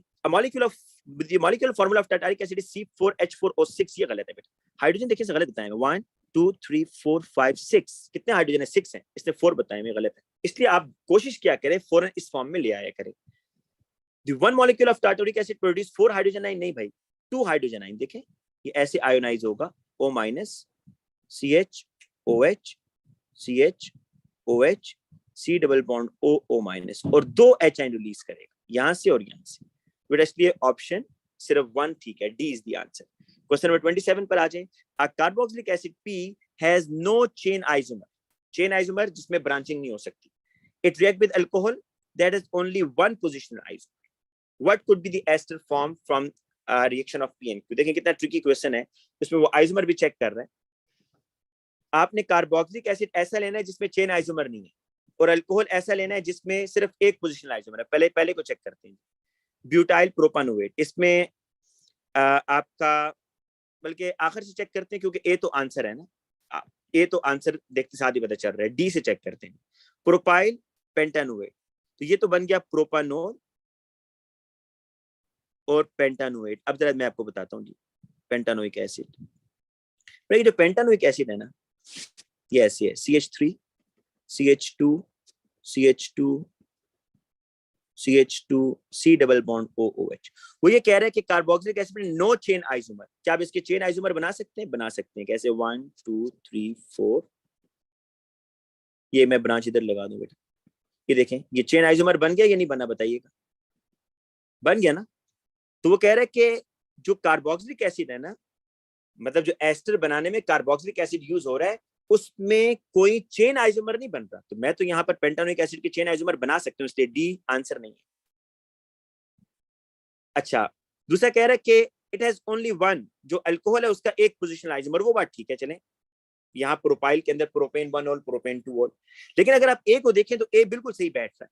कैसे? जरा ए को देखिएगा, ए इज द राइट आंसर बेटा। ए कैसे ठीक है कि इसमें है ब्यूटाइल से ब्यूटानोल बन जाएगा, CH3 CH2 CH2 CH2OH, ये ब्यूटेन 1 और। बट वो कह रहे हैं जो अल्कोहल है ना, has only one positional isomer, इसका दूसरा पोजीशन, आप फंक्शनल ग्रुप की पोजीशन चेंज कर दें बेटा। ये देखिए ये क्या बन जाएगा जी, ये ऊपर वाला ब्यूटेन 1 ओल है, नीचे वाला ब्यूटेन 2 ओल है। ब्यूटेन 3 ओल तो नहीं बन सकता ना इसमें, तो एक पोजिशनल आइसोमर है, अल्कोहल का एक पोजिशनल आइसोमर, और नो चेन आइसोमर, प्रोपानोएट से प्रोपानोइक एसिड बनाए। बेटा इसमें ब्रांचिंग नहीं हो सकती, ये 3 कार्बन की चेन है, इसमें आप ब्रांचिंग कर ही नहीं सकते। इसलिए option A is the right answer, कि जो अल्कोहल होगा उसका एक पोजिशनल आइसोमर है, जिस तरह के ये है ब्यूटेन 1 ओल ब्यूटेन 2 ओल, और जो प्रोपानोइक एसिड है उसका कोई चेन आइसोमर नहीं है। तो A is the right answer. Next question पर आए, question number 28, which pair includes a hydrocarbon without a chiral centre. दोनों पेयर में बताना है, इसमें कायरल सेंटर नहीं है बेटा। तो मैं उसमें डी पे आ जाता हूँ, देखते साथ ही आपको नजर आ रहा है कैसे, ये देखें।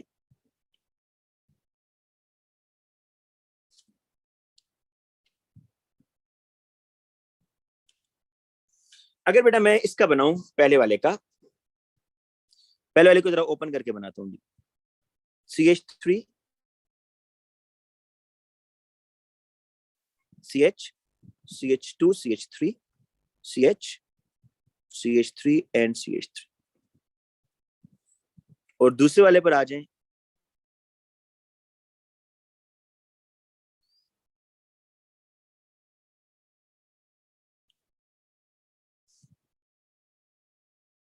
CH3 CH CH3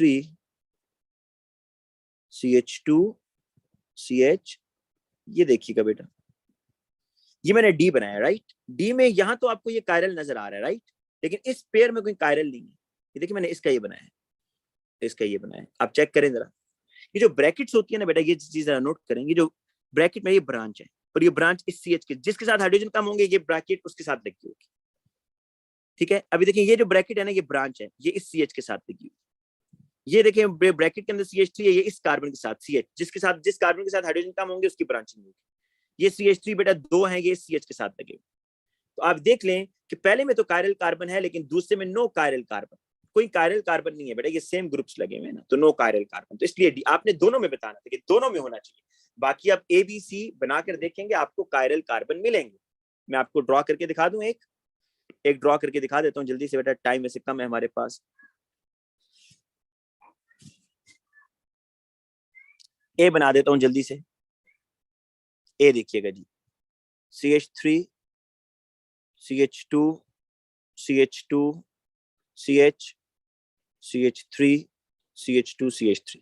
ये देखें जी, ए में ये जो कार्बन है इसके साथ ये लगा हुआ है मिथाइल, ये इथाइल, ये प्रोपाइल, और ये एक H, चार हो गए। इसी तरह बेटा यहाँ देखिएगा, ये कार्बन कायरल है, ये वाला मैं भी ड्रॉ कर देता हूँ। ये देखें CH3 CH CH3 CH CH3 CH2 CH3। इसमें इस कार्बन को देखिएगा बेटा, ये एक मिथाइल, ये एक इथाइल, ये एक प्रोपाइल, और ये एक H लगा, तो दोनों कायरल है ना, इसलिए डी इज द आंसर। ठीक है, नेक्स्ट क्वेश्चन पर आए। What is the major product form when compound R is form with excess of HBr। ये बेटा HBr एक्सेस में,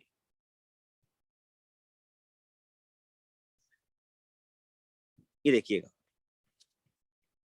पहली बात, ये जो मेजर प्रोडक्ट आपने बताना है, what is the major product, तो मेजर में ये होगा कि जो मार्कोनिकॉफ रूल आपने बताना है कि जो नेगेटिव पार्ट है वो उस कार्बन पर जाएगा which has less number of hydrogen. देखिए ये नेगेटिव पार्ट ब्रोमीन इस कार्बन पर जाएगा, हाइड्रोजन इस कार्बन पर जाएगा, डबल बॉन्ड टूटेगा। और यहां से बेटा इधर जो OH लगा हुआ है, यहाँ न्यूक्लियोफिलिक सब्स्टिट्यूशंस होंगी। ये Br इस OH को रिप्लेस करेगा, ये Br इस OH को रिप्लेस करेगा, क्योंकि एक्सेस में लिया हुआ है ना, एक्सेस में। तो जहां आपको याद है कि आपने रिएक्शन किया हुआ है जिसमें अल्कोहल से हेलोजन एल्केन कैसे कैसे कन्वर्ट करते हैं, HCl PCl5 PCl3 और SOCl2।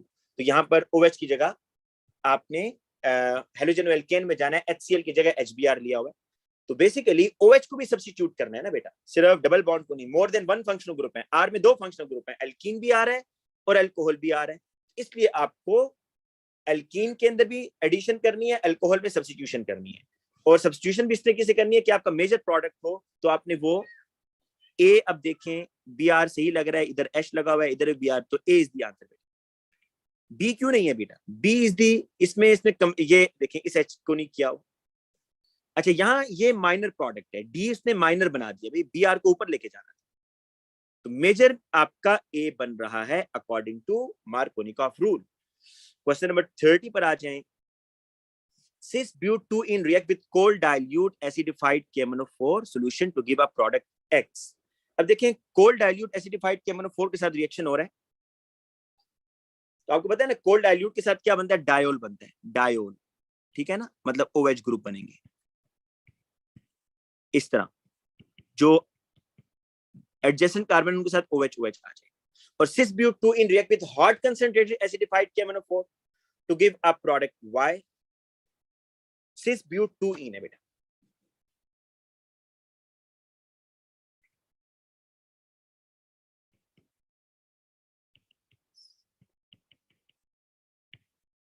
ये बन रहा है।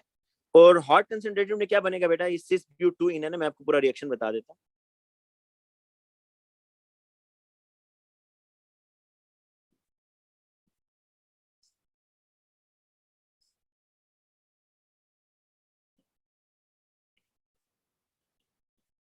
ये जी, यहां पर आपके पास ये टूटेगा और एक कार्बोक्सिलिक में जाएगा, 2 moles of CH3 C double bond OH।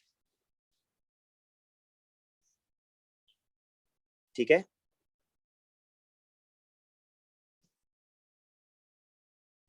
अब देखें, एक आपके पास अल्कोहल बन रहा है, एक आपके पास कार्बोक्सिलिक एसिड बन रहा है। कोल्ड में अल्कोहल बन रहा है और हॉट कंसंट्रेशन में कार्बोक्सिलिक एसिड। तो कह रहे हैं कि which row describing the reaction X and Y is correct when sodium metal is added to a separate sample of X and Y। ये X है बेटा, ये Y है। इसमें सोडियम ऐड करें रिएक्शन होगा नहीं होगा? बिल्कुल होगा बेटा, सोडियम इस OH के H को रिप्लेस करेगा। यहाँ सोडियम ऐड करें होगा, बिल्कुल सोडियम इस एसिडिक H को करेगा, तो both X and Y will react. ये बात बिल्कुल ठीक है। When sodium hydroxide, याद रखिएगा, alcohol does not react with sodium hydroxide, alcohol does not react with sodium hydroxide. तो बेटा X will not react, X will not react with NaOH। X नहीं करेगा reaction, only one of the X and Y will react। इसका मतलब है ये option B is the correct answer. ठीक है भाई, ऑप्शन बी इसमें आंसर होगा, क्योंकि अल्कोहल नहीं करता लेकिन एसिड तो NaOH से रिएक्शन करेगा ना बेटा, तो इसलिए एक X और Y में से एक रिएक्शन करेगा, एक नहीं करेगा। नेक्स्ट देखें question number 31, for which reaction will the major product have the lowest relative molecular mass. अच्छा, इसमें पता क्या करना है, एक तो तरीका ये आप चारों रिएक्शन करना है, दूसरा एक क्विक मेथड भी आप देखें, एलिमिनेशन किधर हो रही है, जहां एलिमिनेशन हो रही है वहां जरी बात है मॉलिक्यूलर मास कम होगा। मैं चलिए आपको जल्दी से सारे कर देता हूं। ऑप्शन ए में ब्रोमोइथेन का रिएक्शन हो रहा है एक्वस NaOH के साथ, ब्रोमोइथेन CH3 CH2 B आ रहा है, इसमें एक्वस NaOH है तो ये बनेगा CH3 CH2OH। बेटा मेजर प्रोडक्ट वो मतलब ऑर्गेनिक को कह रहा है, राइट? इस ऑर्गेनिक आप MR निकाल लें, कितना आ रहा होगा, 46 आ रहा है मेरा ख्याल है। दूसरा देखें, ब्रोमोइथेन है CH3 CH2Br, इसको heat and reflex with sodium cyanide in ethanol. ये मत समझे कि एथेनॉल है तो एलिमिनेशन होगा, भाई वो एलिमिनेशन मेटल हाइड्रोक्साइड जब एथेनॉल में जाता है तब एलिमिनेशन होती है, मेटल हाइड्रोक्साइड जब एथेनॉल में जाएगा तब एलिमिनेशन होगी। ये तो सोडियम साइनाइड है, एथेनॉल में इसलिए डाला है ताकि वाटर रिएक्शन ना करे। अगर आप बेटा NaCN लेते ना और वाटर में डाल देते तो वाटर का OHBr को रिप्लेस कर देता, इसलिए आपने मजबूरन इसको अल्कोहल में डाला है कि वाटर रिएक्शन ना करे। तो अब क्या होगा, CnBr को रिप्लेस करेगा, तो CH3 CH2Cn। ठीक है, तीसरा देखें क्या हो रहा है जी, 2 bromopropane is heated under reflux with an aqueous solution of sodium hydroxide, CH3 CH Br and CH3 NaOH के साथ रिएक्शन हो रहा है, एक्वस तो OHBr को रिप्लेस करेगा, ये बनेगा इसमें। और ये बेटा देखिए इधर लास्ट वन इज कि 2 bromopropane is heated with एथेनोलिक sodium hydroxide, यहां पर एलिमिनेशन होगी, यहां पर आपने करनी है एलिमिनेशन, जो अल्कोहलिक है NaOH, तो ये बनेगा CH3 CH double bond CH2। अब जरा आप अगर इसके MR बेटा निकाल लें, सबके इन मेजर ऑर्गेनिक प्रोडक्ट के MR निकाल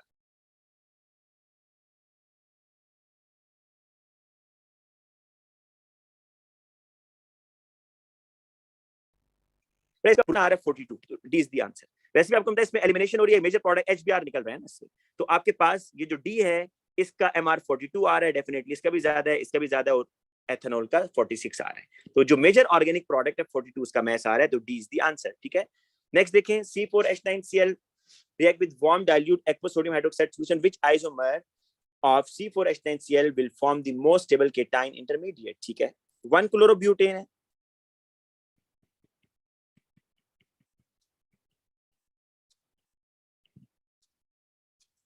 BAG2 क्लोरोब्यूटेन,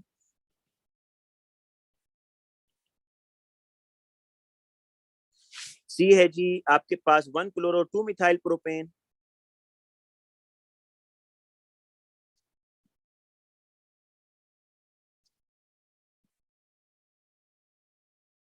और डी है जी आपके पास 2 क्लोरो 2 मिथाइल प्रोपेन।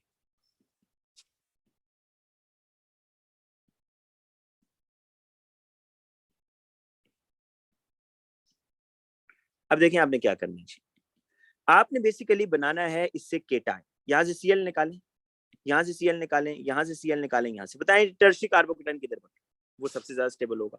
ये आपका बनेगा प्राइमरी कार्बोकेटाइन ना, CH3 CH2 CH2 CH2 plus, this is primary carbocation. ये आपका बनेगा सेकेंडरी कार्बोकेटाइन, ये भी आपका बेटा बनेगा प्राइमरी कार्बोकेटाइन, चाहे इसमें ब्रांच है लेकिन वो अल्फा कार्बन पर नहीं है, तो ये भी प्राइमरी, ये आपका बनेगा बेटा टर्शियरी कार्बोकेटाइन। देखें ये है tertiary carbocation and this is more stable, तो डी आपका आंसर है। Which isomer will form the most stable cation intermediate? Intermediate कब बनेगा, जब आप इससे हैलोजन को निकालेंगे तो आपके पास फिर कार्बोकेटाइन बनता है, और वो स्टेबल कौन सा होगा, जिसमें अल्फा कार्बन या पॉजिटिवली चार्ज कार्बन के साथ मोर नंबर ऑफ अल्काइल ग्रुप होंगे, क्योंकि alkyl group has positive inductive effect. अच्छा आगे चलें, 1 mole of an organic compound J requires 6 mole of oxygen for complete combustion. 1 mole of J react with sodium, produce 0.5 mole of gas.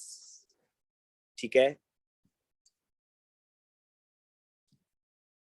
J react with, अब बेटा देखें आपको ये करना है इसमें कि वो कह रहा है कि 1 mole of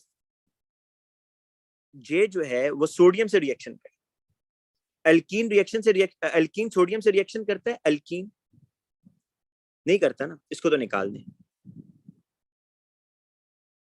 तो अब आपने इन तीनों में से डिसाइड कर लेना, ए तो नहीं।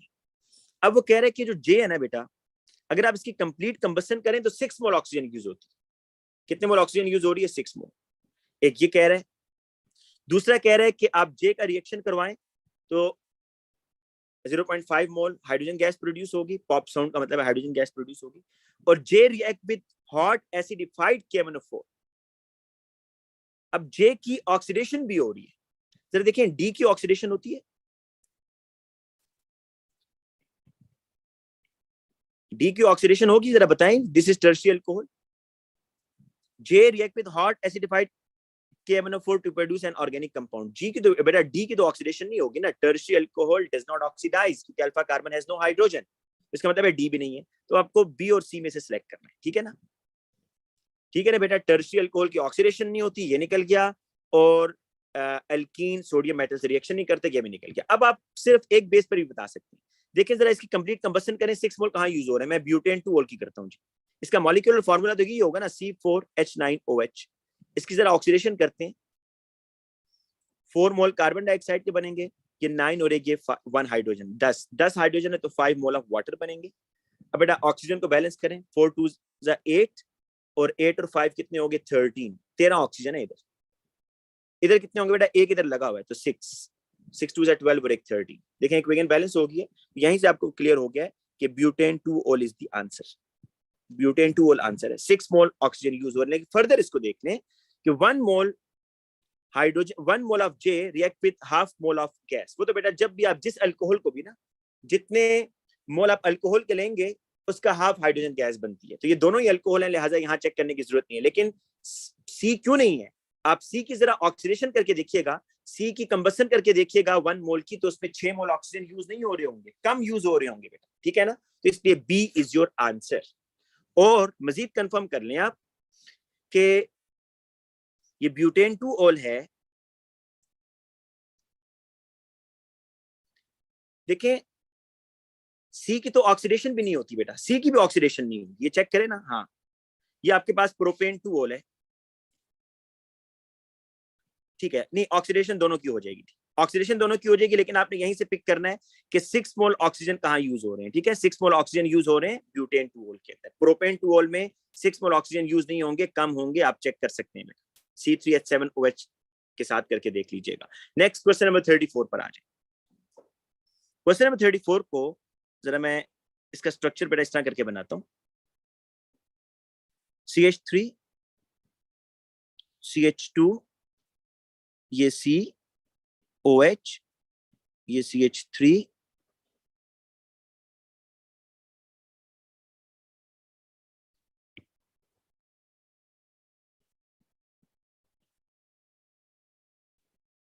H2, CH2 and CH3।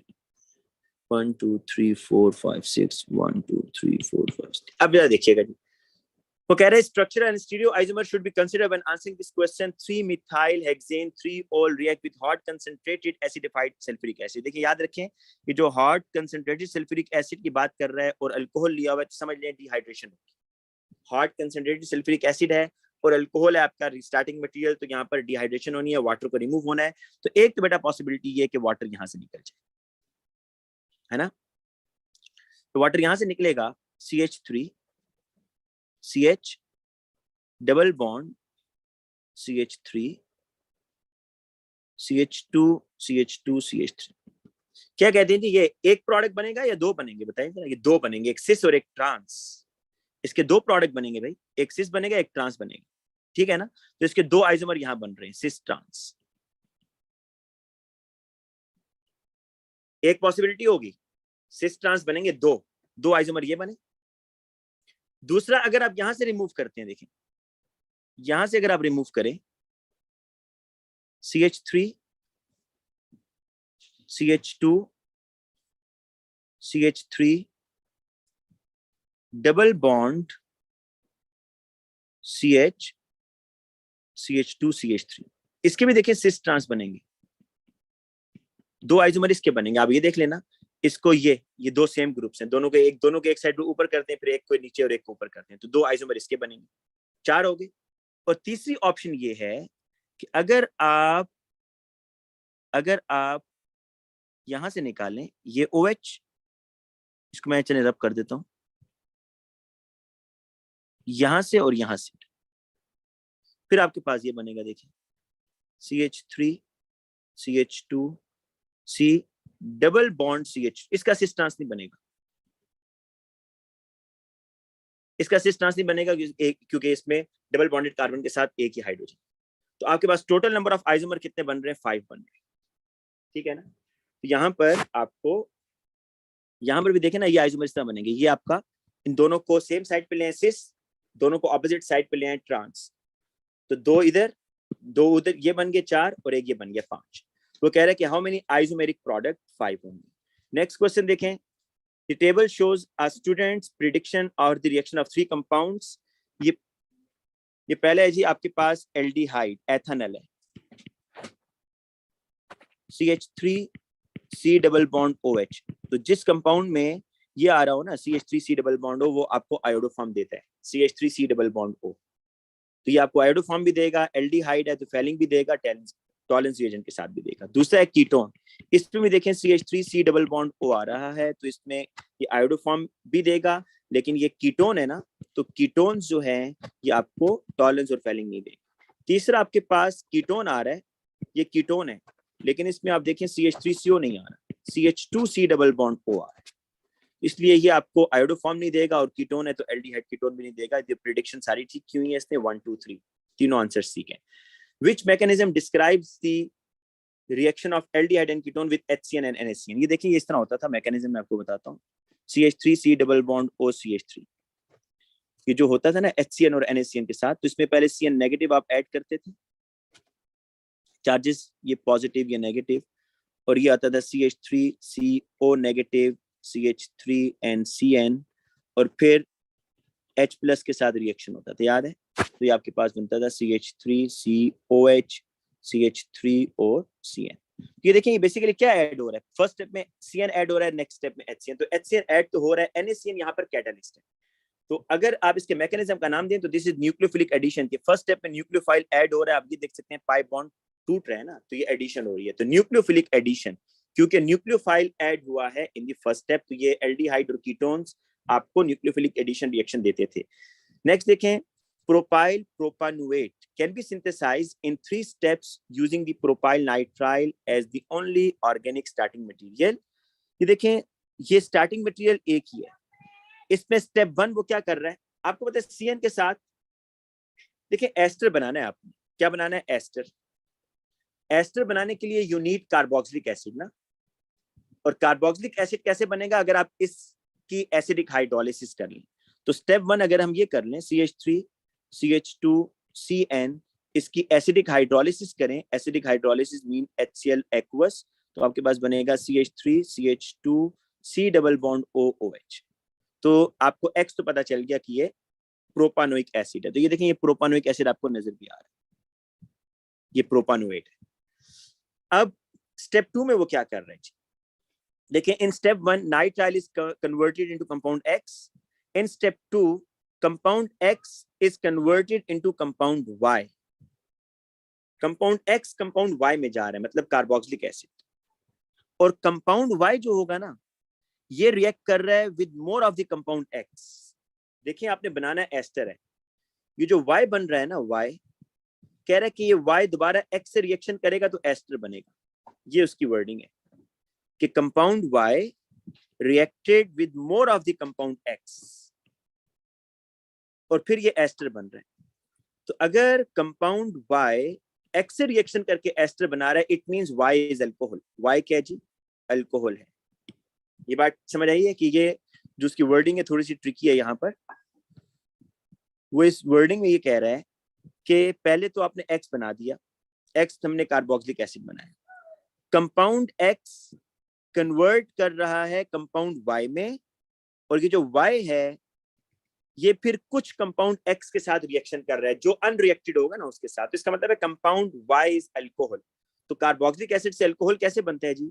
Carboxylic acid से अल्कोहल ऐसे बनता है अगर आप इसकी रिडक्शन कर दें विद लिथियम टेट्राहाइड्रिडो एल्यूमिनेट, ये इसके साथ होगा 4 moles of atomic hydrogen LiAlH4 room temperature पर, तो ये प्रोपानोल बन जाएगा। ये Y बन गया, और ये जो Y है ये अब X के साथ रिएक्शन करके एस्टर बना देगा जी। ठीक है, ये स्टेप 2 है, ये स्टेप 2 किया जी हमने, ये ऊपर वाला स्टेप 1 था। अब इसका रिएक्शन हो जाएगा प्रोपेन 1 के साथ। तो आप देखें स्टेप 1 में क्या हो रहा है, एसिडिक हाइड्रोलिसिस। स्टेप 2 में क्या हो रहा है, लिथियम टेट्राहाइड्रिडो एल्यूमिनेट के साथ रिएक्शन हो रहा है, और आपका कार्बोक्सिलिक किस में जा रहा है, प्रोपेन 1 में जा रहा है। ये बात कैसे पता चल रही है? क्योंकि एस्टर बन रहा है ना, एस्टर बनाने के लिए यू नीड अल्कोहल। जल्दी से नेक्स्ट क्वेश्चन पर आ जाएं। नेक्स्ट क्वेश्चन कह रहे हैं जी, एस्टर है, इसकी आपने बेसिक हाइड्रोलिसिस करनी है। ये CH3 CH2 C double bond O oxygen and CH3, और ये NaOH बेसिक हाइड्रोलिसिस होगी। तो ये बेटा आपने जब बेसिक हाइड्रोलिसिस करनी है तो इसमें क्या बनेगा, सॉल्ट,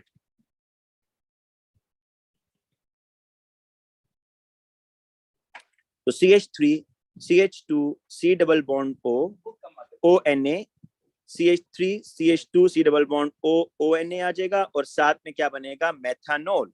तो ये बन रहा है बेटा आपके पास सोडियम प्रोपानोएट, सोडियम प्रोपानोएट बनेगा D में, और आपके पास जो साथ में है मेथानॉल बन रहा है। ठीक है, अब आ जाए नेक्स्ट क्वेश्चन नंबर 39 पर। अगर एसिडिक हाइड्रोलिसिस करते तो फिर यहाँ पर प्रोपानोइक एसिड बनना था। 39 पर आ जाएं। अच्छा, 39 में उसने आपको एक पॉलीमर दिया हुआ है, polymer W। Compound V polymerizes to form a polymer W. A section of polymer W is shown. आपको मैंने बताया बेटा कि जो एडिशनल पॉलीमर होता है इसमें 2 कार्बन के बाद यूनिट रिपीट हो रहा होता है। आप जरा चेक करें, इसके बाद यूनिट रिपीट हो रहा होगा, ये देखिएगा, ये नेक्स्ट देखें, इसके बाद अगेन ये यूनिट रिपीट हो रहे हैं। तो ये दो कार्बन जो है ना, ये कार्बन 1 ये कार्बन 2 यूनिट रिपीट हो रहे हैं। तो आपने जब मोनोमर बनाना होगा तो इन 2 कार्बन के दरमियान डबल बॉन्ड ड्रॉ कर दी। ये 2 कार्बन होती है ना बेटा, इनके दरमियान हमने डबल बॉन्ड ड्रॉ करना है। ये कार्बन है, तो एक कार्बन के साथ 2 क्लोरीन लगे हैं, बस ऊपर नीचे ड्रॉ कर दें। दूसरे कार्बन के साथ एक क्लोरीन लगा हुआ है और एक ये मिथाइल लगा हुआ है, CH3। तो ये देखें, इस तरीके से आपने मोनोमर ड्रॉ करना है। अब इसका नाम क्या होगा, this is the longest carbon chain. तो ये कार्बन नंबर 1, ये कार्बन 2, ये कार्बन 3। कार्बन 1 इसलिए कह रहे हैं क्योंकि डबल बॉन्ड पे और इसमें हेलोजन भी लगा हुआ है। डबल बॉन्ड से आप काउंटिंग करेंगे ना, तो 1 1 2 ट्राइक्लोरोप्रोपीन, 1 1 2 ट्राइक्लोरोप्रोपीन, ये आपका आंसर होगा। ठीक है, प्रोपीन क्यों है, क्योंकि 3 कार्बन आ रहे हैं, इसलिए प्रोपीन कहना है। ठीक है ना, तो ये बच्चे गलती करते हैं, इस कार्बन को इग्नोर कर देते हैं, ये मिथाइल ग्रुप है। जो मैंने 3 ब्लू डॉट्स डाले हैं तो 3 कार्बन है इस मोनोमर में। नेक्स्ट देखें, लास्ट क्वेश्चन है बेटा, a molecule of an organic compound P contain 3 carbon atoms and show a strong absorption 1720। 1720 पर जो absorption आ रही है ना बेटा, तो ये आपको बता रहा है कि इसमें C double bond O group is present. ठीक है, ये प्रोपेन 1 और 2 तो निकाल देना।